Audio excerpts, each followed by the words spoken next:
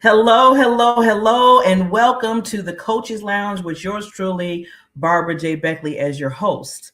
As I always have this show, I always want to give it so much love because it's basically spotlighting coaches, mentors, educators, anybody that's really helping another individual or community to get them from to here to here.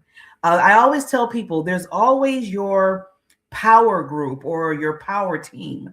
And then within your team, you have coaches, you have people that are going to push you and encourage you and support you and research for you, even depending on what area that you're growing in. And I always told myself, I don't feel like they get a lot of love. I don't get it. I don't think they get a chance to really shine the way they need to because they're helping so many other people and they're so busy doing that. So I created this show to make sure that shine in that spotlight, because I always say you're the light of the world, right? You're the lighthouse to the world. They're a lighthouse to the world and in people's soul and spirit and in mind, because they have to tackle all that as they're helping you grow. So today we have, I was called the ladies queens. I was looking at Miss Royalty. And today we have a wonderful, amazing, I have to say, she's a young lady, but she has so much maturity in what she is doing and such an advocate for this. I was like, I'm learning. I mean, every time I talk to her, I'm taking notes. I'm taking notes because I'm learning from her so much. And I know you're going to learn so much from her. And also, hopefully at the end, I want to ask this question to you to not only listen what she's saying, see what she's doing in the world, but also take heart to, we build teams, right? Come into her world, learn what she's about so you can help elevate her even in what she's trying to elevate in others. So today her name is Chelsea Dade. She is under the Community for Health Justice LLC. So that's CFHJ. It's a Virginia-based youth workforce development hub and consultants. The services include professional writing, campaign development, and content creation. And they deliver tailored youth programs on most important skills like communication that mobilizes youth of promise as actors in their health and the health of their community. As I always say, communication is the key. And this wonderful lady, she is helping the youth understand that and get them through it so they can shine their light to the world and what they're doing. So let's, we're going to have this video and then we want to listen to this wonderful lady. I just can't wait for the conversation. We'll be right back.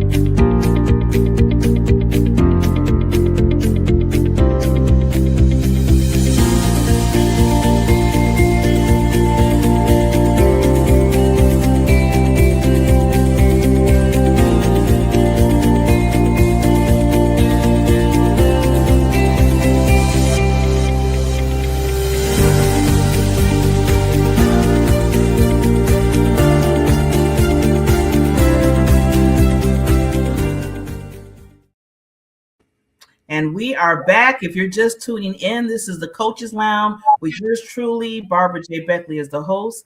And we have our wonderful, amazing, spectacular, incredible Chelsea Dade here to talk about, oh my gosh, there's just so much, but basically how she is helping the youth just to communicate and make sure that their voice is being heard in the areas that she is really invested in. So first of all, welcome, welcome, welcome, lady. Thank you. Thank you so much, Ms. Beckley, for this opportunity. I'm really excited to be here. Well, it's this is an honor for you to be here. I know we had some talks before a few months ago, and I told myself, I said, I cannot lose contact of Chelsea. I cannot lose contact with her. She is just doing so much. And when you talk about the youth, that just, my heart explodes with that, because I keep telling people they are the legacy. They are coming in after, well, okay, my age group, because I am way older. After we move out, they're coming on in, and we want to make sure that they have, that they're doing what they need to do and out there with their voice and basically the gifts that they have. So, lady, first, before we get into some of the things that you're doing as an advocate and as a leader in the sense of the workforce development that you're doing, tell us a little bit, because I like to like pull back the curtain a little bit of how you even got to this point. Yeah, sure. So I kind of ended up working on Communicate for Health Justice. A bit, I guess you could say, on a whim. I studied psychology with a focus on developmental psych, and then public health in undergrad. But I didn't discover communications, broadly or more specifically until after I graduated undergrad. And so I found this internship that was focused on developing communications and materials about health. And it was part of an organization that worked with NIH, National Institutes of Health, Centers for Disease Control and Prevention. And that's really how I came to understanding what health communication is and why communication is so important for honestly for equity and for us to have a more positive or have more positive health outcomes for communities, specifically communities of color. So I tell younger folks that as well, because there's sometimes a lot of pressure to have it all figured out, but the current path that I'm on, I didn't really fully discover it until after, I think. So I was, at that point, my early 20s. So yeah, that's how I came to, appreciating the power of communication. It was a journey. Yeah, and I love that. So with that, because I know you mentioned about the health communication and the equality of that, I know how important that is, because that's a field that maybe a lot of people don't have that what I want to say, that awareness. So that's one thing when we were talking before, behind closed doors in the green room, that it's not, that's why I kind of love what you do, because it's something that's unique that people don't really understand, the awareness of health communications, how important it is, where people they don't listen to that part of it, because sometimes we're so involved in everything else that we're like, wait a minute, there's an area here, there's a department here that we have to really look into. Have you noticed that when you're talking to the youth and talking to people about that particular communication? Yeah, I think the divide between folks who do communications for health generally and those who do communications for health with an equity lens was really made known when the pandemic kind of took about. So I think that was like, March 2020. Because we were seeing these very stark disparities of this virus on communities of color, our Black communities, Latino, Latinx communities, Indigenous communities, and low-income communities, and first responders. And so we were seeing these stark inequalities for these particular communities. And some folks wanted to address that, and then others did not. And that's when I started to really get more, I think, passionate about, focusing on the equity lens for communications, because, to me, it's not a choice. That's the way that you're supposed to address it. And that's the way that I guess, train, other young people in their communications. That should always have that purpose, Yes. See, I always been saying that a lot of things came out of when we were going through in those 4 or 5 years of the epidemic, that I think we all came aware of some things that we really didn't understand, or we knew it like maybe face value, but it got really deeper and really deeper when that happened. I know the awareness came with, I told people mental health. I kept telling people over and over again, Queen, mental health is real, and a lot of times they would kind of like push it to the side, but now it's like front forward here, and it's so important to really understand that in more depth. Yes, definitely. And for the, I like what you said for the communication for health justice, even more so, you find out, like I said, it opened the door to that part of it being in the health sector. And now that you really leaned into that, and I like how not you only lean into it to say, okay, this might be a problem, or ooh, this is something I want to work on. Now you're teaching and helping others to do Yeah. that as well. Yes. I started this platform when I think I was 24. So I've been working on it for about 7 years now. Mhm. And I mean, that's a good amount of time for me to really hone in on those skills, and feel prepared to um, train and support others. And I like to say, like, I've been a youth advocate, I think, ever since I was a youth. Like, I was always, kind of coaching and guiding.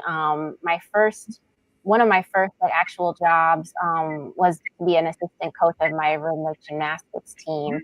I was like, I was like 14 or 15, or like 16, working, after school on that particular team. And I've always just enjoyed, like, supporting others. Mhm. And that's why I do the work that I do now. Just, of course, it's more formalized. And I'm working with different agencies and things like that at this point. So it's taking a lot of iterations since 2018, actually. Mhm. But it's all with the purpose of making sure that we're preparing Mhm. the next generations, Yes. because there's a lot ahead of us. Yes, and that's one of the things that I love that you brought to the table when we were talking about preparing the next generation to come in. I mean, we need those leaders like you, because a lot of times I'm just going to say, in my age groups, I always forget the different levels. I know there's Gen Z, then I think I'm Gen X. And well, I was close to the baby boomers and Gen X, so I just fell in Yeah. the Gen X era. And one of the things I always say is that, knowledge is so much power. Hmm. And just understanding and really understanding the why of things is important. I like what you're doing with that, because you're not only just explaining and giving awareness, you're explaining the why, and you are supporting people to understand, this is a movement, this is something that we need to do, just not just now, but moving forward. Yeah. Exactly. That's, sustainability is really the goal of what I'm working on. Like, now that I am, like, in my 30s, I'm thinking about, what does the future of CFHJ look like? How long am I going to be, in this, kind of, well, I'll always be the founder, but I might not be the main, director of it forever. And, that's me being realistic. And so, but the way that I can get to that point is by training again the next generation of communicators, because I do recognize that I have a unique skill set, that I'm blessed to have. And I do believe that, I was gifted with it from probably birth. I think we all have our own skills that we are gifted from birth. Mhm. Um, but, I want to make sure that I'm able to, give those skills to others, and also allow them to find their own unique skill set that they can then, translate into others. Yeah, I'm so glad you said that, Queen, about, not only your skill set that that you're helping, which you're helping with them, but understanding their own skill set too, because I always say everybody has that gift, something in them that drives them in the world. And when you nurture that for somebody to, just even uphold it more, that is so powerful. So not only you, but you're helping others grow in their own skill set within this particular field. So and even maybe they didn't even realize it. Sometimes I always talk to people, sometimes they didn't realize they had certain gifts, or they understood Mhm. certain, skills that they had, until you kind of just bring it out of them. Yeah, sometimes people just need, if they don't have that person to, give them that confidence. I try to remember that, not everyone has a go-to person. Not everyone has like folks in their family or friends or people to kind of support them in that way. Um, And so sometimes it helps to have someone to say, hey, you're good at this, or you're interested in this. How do you work on developing these particular skills? For me, it's been a lot of learning how to navigate rooms where sometimes I'm the youngest person in the room, and how do I maintain I guess my posture, my presence in those spaces. It's also, the work that I do, I now call it social impact work. And it's probably some of the most strategic work that you can do, because you are working with so many different types of folks with different, goals in mind, with different stakeholders, and you have to be able to work across those different perspectives. And so it's probably the most strategic work that you can do. I don't think we think about social impact work in that way. A lot of times it gets siloed into like the, progressive wing, but it's actually very much across all, like, I think, ideologies, because you have to be super strategic and work with, again, so many different types of folks. So. Yes. Yeah, and understand the different communications of the different levels of folks too. So you're getting your point across in every area, and instead of just one sided or over here. I mean, that I think we all have to manipulate that everywhere we go. Because I always tell people, I told myself a while ago, I said, just because I'm getting older and I'm in a certain age group, that does not mean that it's just I'm all be all because I'm older. No. I have learned so many things and changed so many skill sets of myself because of the youth, because they have taught me, they have showed me, they have gave me awareness on things. And I always tell people you have to keep your mind open all the time, because if you don't, you will miss out on something that's really important. Not only teaching yourself, but then you can teach others too. So I'm so glad that you are, you make yourself aware when you're in the room, like you said, you're open to all different aspects of it.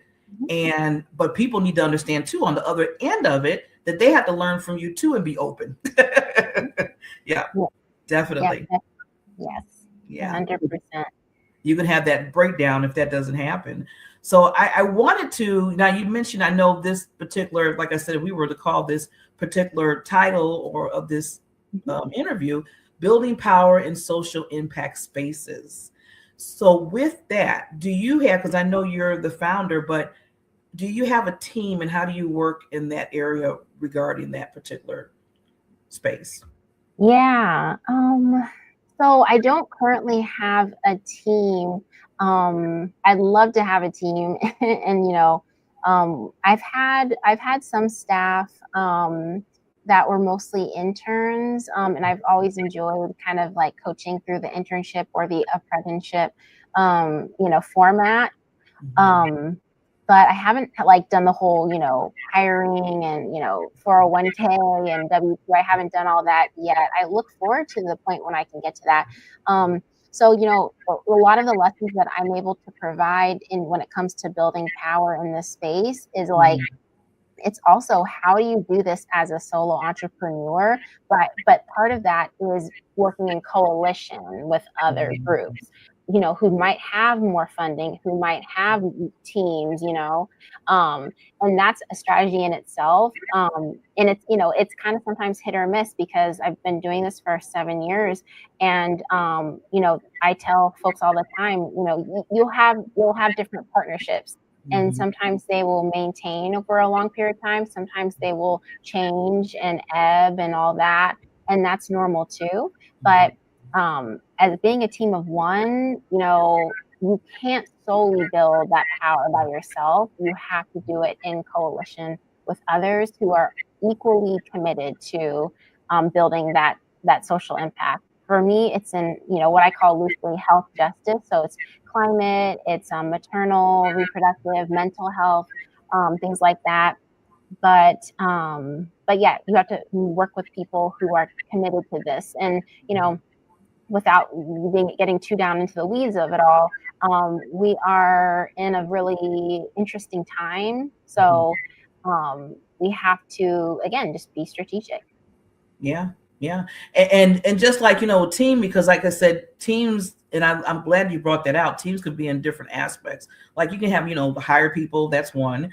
Other times you can have partnerships, like with other organizations or communities, or that they can come in and help and understand and get the gist of what you're doing, the focal point, and help in that area. Like they're your allies. As I know you're going to talk a little bit about, is that kind of teaming that you can have. So I love, because a lot of people, sometimes when they think of team, they just think of Mm-hmm. Okay, I got to get some people here, this is my team. Yeah. But overall, when you can have other organizations and other communities to come in and say, you know what, Chelsea, we get this, we want to help you in this area, we want to volunteer, whatever they want to do, that's building that building power that you're talking about. Exactly. Yeah, and it's a collaborative process. It happens, I think, through intentionality, and it takes time. Like, when I was preparing for this, I took some notes about just like the differences between actions for depending on the kind of industry you're in, and when you're doing work that is focused on like systemic change, some of that can take years, it can take decades, versus let's just say we're trying to build out something that might be more superficial. It might still be important, but it's more of a superficial kind of top layer project that can take days, maybe weeks. But in order to do this really intentional social impact work, it's going to take time and real commitment um, to your partners, but also to the communities that you're working with. I got to plug in my computer, but I'm still here. Oh, I hear you. You good? Okay. So I was gonna. Okay. So yeah, I know, and I wanted you to express a little bit more, Chelsea, on how I know it takes some time for that. So just to go into that, I wanted to hear more about that. Sure, yeah. So I would say that social impact work does take a lot of time. It can take years and decades, even depending on the work that you're trying to accomplish. When folks are advocating against particular environmental challenges, those campaigns or initiatives can take up to like 10 years, sometimes 20 years, to really, yeah, to get that policy win. Versus, no shade or anything, but like if something is more of a superficial project, that can be done in a day, it can be done in a week, and then an organization might go on and say, okay, we did this. But that's the difference between some of the work that I'm trying to accomplish with CFHJ. Is I want it to be very intentional work that will take time to really build out the team, build out what we're trying to accomplish. And sometimes those wins are going to take time. We're trying to really make differences in the way that we communicate about our health. Recently on TikTok, I did kind of a video about some of the healthcare challenges we're seeing in my own state. And it got a lot of attention, a lot of positive feedback. But what I'm going to do is actually translate that into building out a team to propose something for our state, so that way we can challenge some of these kind of unnecessary, I think, outcomes in our state. And so, I would say for anyone listening, communication is really the baseline for a lot of advocacy. And also, advocacy is not just one thing. Something to know about me, like, I'm not always the person who is going to show up at like a protest. Like, I'm actually really not that person. I'm very much um, like a homebody. I don't really like do a lot of like that.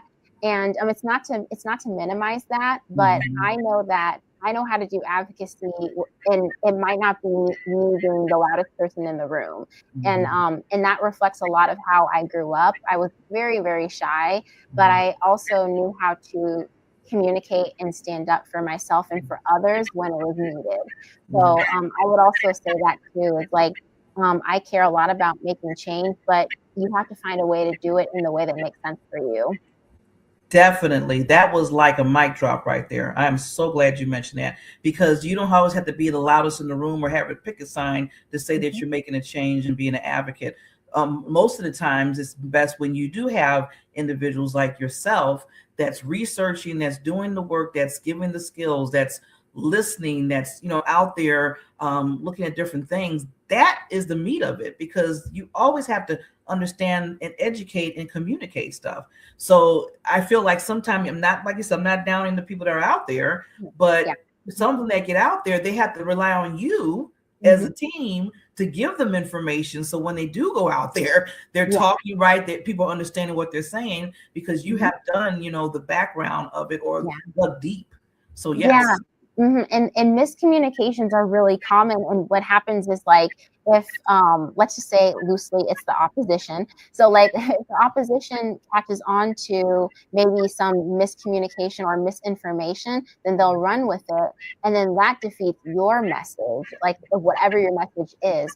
So it is important to have folks like me in the room who are able to think about that, strategically and from a really I guess, an open and broad perspective. A lot of my own lived experience, it lends itself to how I run my organization.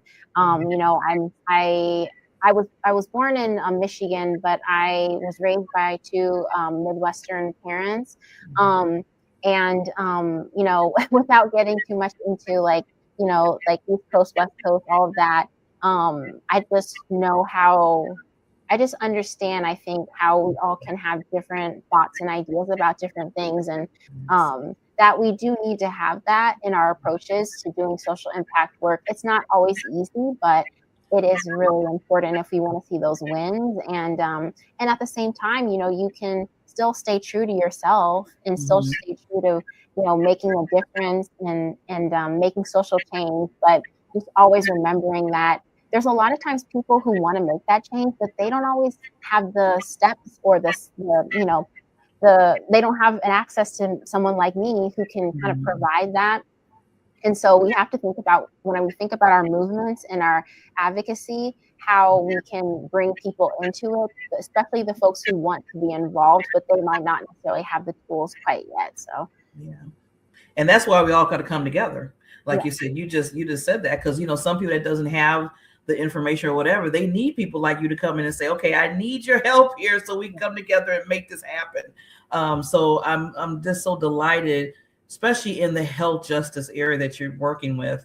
And not only, like I said, you're being awareness, but you created this workforce, Mhm. to help, to professionally write, to do the campaign stuff, and list goes on. So I'm just so in awe that what you're doing, and I'm here to help in any kind of support that I can, even by interviewing you, so I can shine a light on you, so people understand what you're trying to do for not only just in the health sector, but just in the world. But with that, Queen, I want to give you at least 30 seconds, just any lasting thoughts for the audience, and then we'll come back and we can tell them how they can reach you. So I'll be right back.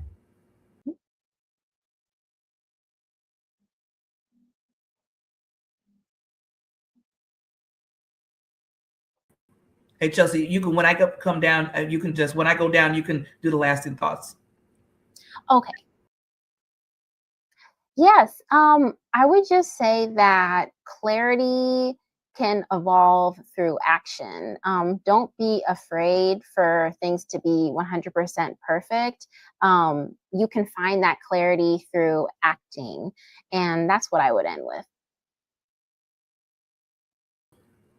Awesome, awesome, awesome. As I tell people, this is where I like to put the spotlights on these wonderful advocates, mentors, coaches, educators, however you want to title it. It's basically spotlighted experts that have advice, that have the knowledge for people to lift up in your life and in your business.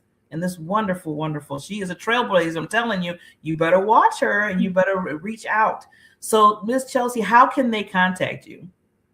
Yes, so you can contact me directly by emailing Chelsea, and that's my first name, at cfhj.org. And you can follow CFHJ on LinkedIn, Facebook, or Instagram, as well as Threads at Communicate for Health Justice.